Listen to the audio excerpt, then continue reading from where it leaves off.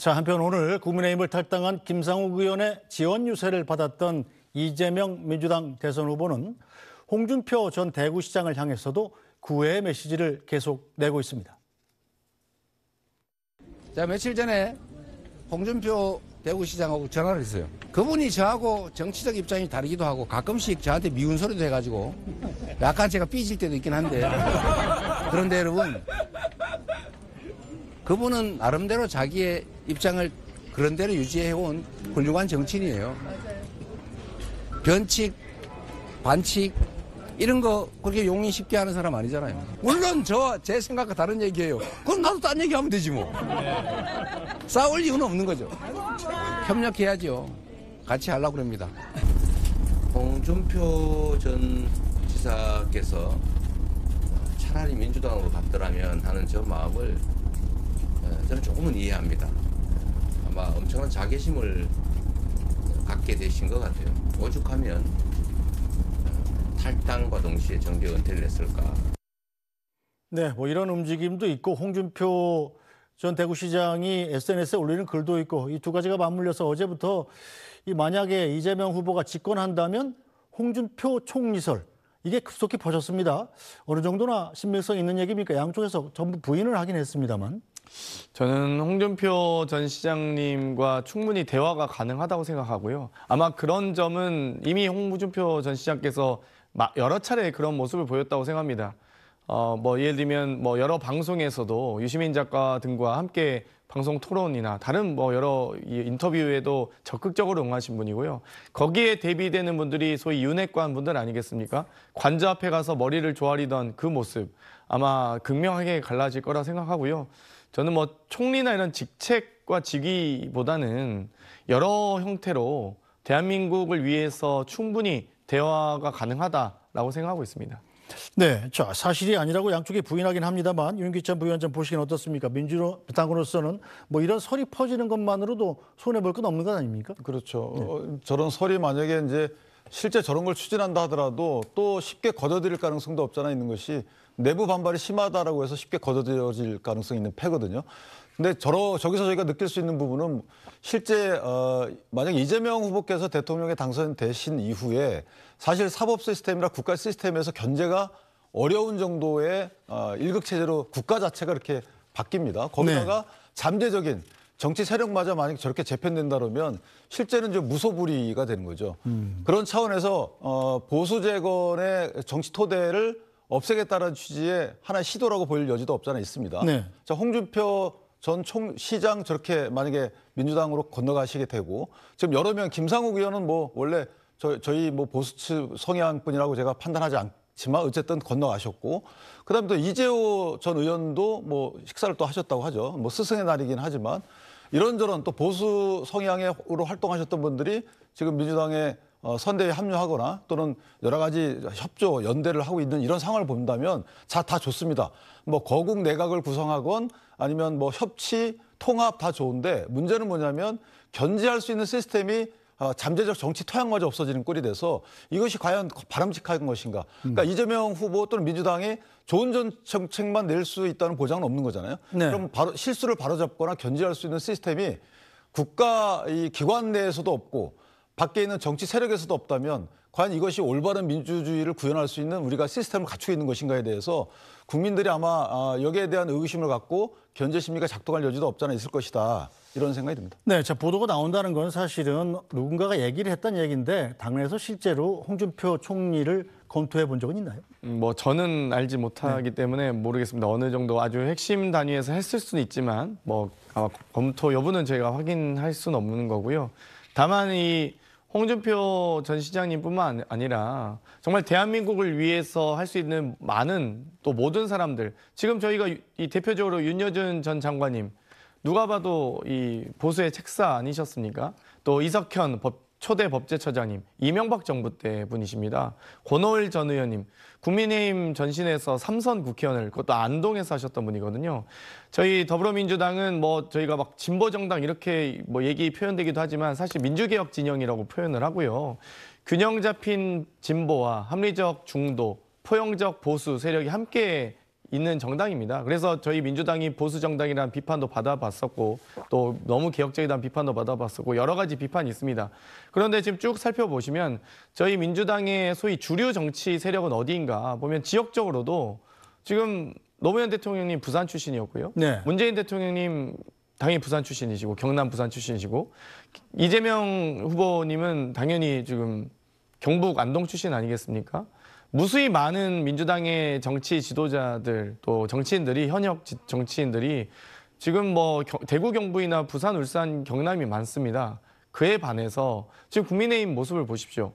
다 대구 경북에만 몰려 있어서 거기에 대해서 어떻게 전국 정당이라고 표현할 수 있겠습니까? 어찌되었건 저희는 균형 잡힌 진보, 합리적 중도, 또 포용적 보수 세력 모든 세력 또 진영에 있는 분들 가리지 않고 진짜 대한민국을 만들기 위해서 열심히 노력하고 있습니다. 네, 뭐 이런 이 설까지 나오는 게 지금 김문수 후보로서는 쉽지 않은 일일 텐데 김문수 후보가 지금 도움이 절실하지 않습니까? 정한순 논설위원. 그래서 홍준표 전 시장의 측근인 김대식 의원을 홍준표 의원이 있는 하와이로 파견해서 빨리 가서 모시고 와라. 뭐 이런 지시까지 했다고 그래요? 오지 말라고 했다고 하죠. 네. 예, 뭐 와도 안 만날 뭐 태세고요. 지금 뭐 워낙 홍준표 시장이 그 전에도 그렇게 말을 순하게 하시던 분은 아니었지만 네. 요즘 정말 독해졌어요, 발언이. 그래서 뭐 거의 보면은 국민의힘은 없어져야 할 정당 수준으로 이제 얘기를 하고 있고요.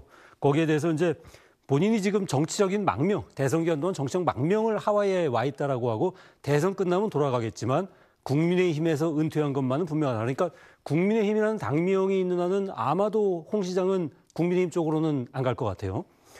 그리고 오늘 다시 이제 SNS에 올린 걸 보면 그 DJ 정부, 노무현 정부 동안 자기는 저격수 노릇을 그렇게 열심히 했는데 그렇게 열심히 농사 짓고 하다가 저녁 늦게 집에 들어와 보면은 안방에는 일을 안 하고 빈둥거리는 사람들만 다 안방을 차지하고 있더라. 네. 예, 그러면서 항상 이 30년간 말하자면 보수 정당에 있었지만 나는 항상 소수였고 일했지만 대접받지 못했다.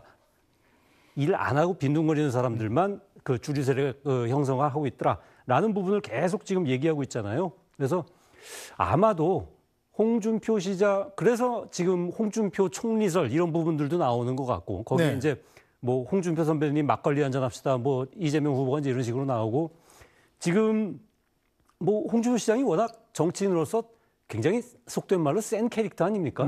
이 센 분이기 때문에 민주당 내에서도 그렇게 환영하지는 않을 거예요. 민주당 내에 이제 그 이 관계자들이 환영하지 않는데 뭐 여의도 정치문법상으로 보면은 사실은 상상을 못할 카드도 아니고요. 네. 또 특히 이재명 후보가 이렇게 어느 한 참모의 힘을 확 실어주거나 그런 스타일이 아닌 걸로 제가 알고 있는데 네. 뭐 참모 간의 견제와 균형 이런 부분에 있어서 굉장히 센 카드로 할 수 있는 뭐 그런 부분들도 상상력으로는 할 수가 있고 그 상상이 이렇게 이 여론상에 퍼지면은 그게 또 가끔가다는 실제로 되는 경우도 있는 것이 여의도 같아요. 네, 자 유기찬 부위원장은 어떻게 예상하십니까? 홍준표 전 대구시장이 자 대선 끝나면 돌아가겠다 이렇게 얘기했단 말입니다.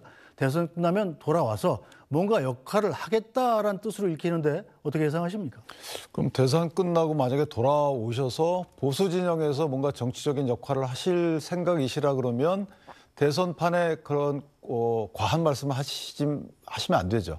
그러니까 개인적으로 보면 지금 이제 어쨌든 탈당을 하셨기 때문에 국민의힘을 도와줘야 할 의무는 없습니다. 당원 의서 의무는 없기 때문에 저희가 뭐 더 이상 드릴 말씀은 없지만 어쨌든 아까 제가 말씀드린 바와 같이 네. 이재명 후보께서 좋은 일만 하실 수 있는 건 아니기 때문에 사실 견제할 수 있는 잠재적인 정치적 자산은 있어야 되겠다. 그런 차원에서 보면 저런 과한 말씀이 오히려 이번 대선뿐만 아니고 향후에 보수층이 할 역할 자체를 없앨 수 있는 그런 뭐 마이너스로 다가올 가능성이 크기 때문에 저 네. 부분을 한번 깊이 생각해 주실 필요가 있는 것이고요. 이번 대선에서 만약에 역할을 하실 의향이 없다 하시더라도 지금 돌아와서 보수파를 재건하겠다 이렇게 말씀을 주셨으면 그에 걸맞는 역할을 하실 거라고 저는 개인적으로 좀 믿고 싶습니다. 네, 자 민주당 쪽에서 역할을 하게 된다면 총리가 아니더라도 홍준표 전 대구시장 같은 경우는 활용도가 높은 인물 아닙니까? 일단 정계 은퇴 선언하셨기 때문에 아마 선출직에 도전하실 가능성이 좀 낮다고 보고요. 또 민주당에서 일하시기보다는 아마 대한민국을 위해서 일하실 수 있는 기회는 전 있다고 봅니다. 그러니까 뭐 출마하시거나 이런다면 그건 아닌 것 같고요. 하지만 이 대한민국 정부를 구성하고 있는 여러 이 각급 위원회 등이 있기 때문에 저는 충분히 뭐 본인이 공직자로서 대한민국을 위해서 국가와 국민을 위해서 노력하고 봉사할 만한 기회는 본인께서 고사하실 이유는 없다고 보고요. 뭐 그 과정에서 정말 국민의힘이 저렇게 진짜 홍준표 전 시장님 말씀대로 국민의 짐처럼 또 보수가 아니라 정말 수구화돼서 극우 유튜버 수준으로 전락하고 있기 때문에 심지어 저희는 뭐 진보 지지층은 그래도 공중파 보고 방송을 보고 합리적 의심과 분석들을 하는데 지금 보수 지지층들이 극우화되면서 다 극우 유튜버만 보고 있다는 거잖아요. 방송도 안 보고. 그러니까 그런 부분에 대해서 많은 이 보수 정치인들도 큰 깊은 우려를 가지고 계시고요. 그런 부분에 대해서 아마 보수 재건 과정도 저는 필요하다 봅니다. 뭐 꼭 진보만 옳다고 생각하진 않기 때문에 다만 지금 현재 국민의힘으로는 이 건강한 보수 재건은 불가능하다 저는 보고 있기 때문에 건강한 보수를 만들기 위해서는 홍준표 전 시장님을 비롯한 정말 보수적 가치를 중시하신 분들의 역할과 노력들은 매우 의미 있고 필요하다고 생각합니다. 네, 윤기천 부위원장. 그러니까 이제 뭐 각 지지층에 대한 평가는 사실은 이제 뭐 약간의 주관적일 수가 있죠. 그러니까 일부 보수 유튜버가 국민 생각과 동떨어진 말씀을 하시는 건 이해가 돼도 그걸 극우라고 평가하는 건 동의하기 어렵고요. 또는 많은 국내심 지지층에서 유튜버를 보시는 것 자체를 또는 뭐 폄훼할 필요도 없다고 봅니다. 왜냐하면 저희 입장에서도 보면 일부 강력한 유튜버가 있잖아요. 제가 언급은 안 하겠습니다. 그분의 방송 스타일이나 방송 내용 자체를 저희도 편향했다고 생각을 해요. 그러나 그걸 한 단어로 해서 그걸 보시는 분들 전부 다를 매도할 만큼 그렇게 평가하지는 않습니다. 그래서 그 부분은 좀 저는 의원님의 말씀에 동의하지 않고요. 말씀 주신 것처럼 보수층에 대한 어떤 정치부나 이런 행보 자체가 지금은 국민들 입장에서 보면 만약에 받아들이기 어렵다 하더라도 그 부분은 계엄과 관련된 여러 가지 그 이후 후속 조치 때문에 그런 것이지 일반적으로 보수층이 여태까지 정당이 폈던 정책이나 이런 부분들 관련돼서는 저는 그렇게 평가하기 어렵다. 오히려 민주당이 그간에 보여왔던 또는 헌재 결정문 중에 이후에 설치된 바와 같이 국회 전행, 근데 그 전행에 따른 입법 내용을 보더라도 이것은 국민을 위한 입법이 아니고 뭐 이재명 후보의 개인적인 저희가 방탄이라고 평가하는 듯한 처분적 법률을 평가할 수 있는 이런 내용들의 입법 활동, 여기에 더 국민적 비판이 더 클 수 있지 않겠는가. 그러니까 여기에 대해서 오히려 만약에 민주당에서 이거 우리가 잘못했습니다. 앞으로 이렇게 하지 않겠습니까? 라고 반성적 말씀을 하신 이후에 여러분들이 만약 거기에 편승해서 입당을 하거나 지지선을 했다 그러면 그 지지선에 대한 진정성을 저희가 이해할 수 있겠어요. 그런데 그게 아니고 후보의 당선 가능성이 크기 때문에 만약에 간 것이라 그러면 이것도 올바른 정치 풍토의 방향이 아니다. 저는 그렇게 평가합니다. 알겠습니다. 자, 그런데 홍준표 전 대구시장의 이 총리설이 나온 뒤에 민주당의 김민석 의원이 깜짝 놀랄 만한 보수 인사의 영입이 또 있을 거다 이렇게 얘기를 했단 말입니다. 자, 김상욱 의원 같은 경우는 이미 다 놀랐는데 그럼 그 뒤에 또 깜짝 놀랄 만한 인사가 있는 겁니까? 아직 이 전체 대선 유세 일정을 살펴보시면 3주간 이루어집니다. 그리고 그중에 첫 번째 주고요. 두 번째 주, 세 번째 주가 남아있기 때문에 아마 차차 두 번째 주에 필요한 이 어떤 메시지, 또 세 번째 주에 필요한 메시지, 또 민주당이 그동안 진짜 대한민국을 만들기 위해서 또 수권 정당으로서 노력해왔던 또 준비해왔던 것들을 차근차근 발표하리라 저도 기다리고 있습니다. 알겠습니다.